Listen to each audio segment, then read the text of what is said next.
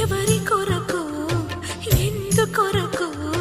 సాగించు పోరాటము ఇల్లు విడిచి పల్లె విడిచి ఎన్నాళ్ళు ఈ నరకము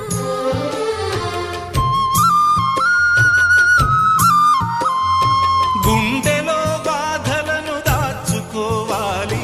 నా పోరు బాటలో నీ తోడు కావాలి పల్లెనే ఇల్లుగా నువ్వు చూసుకోవాలి పంచాది నిర్మలకు చెల్లెవనిపించాలి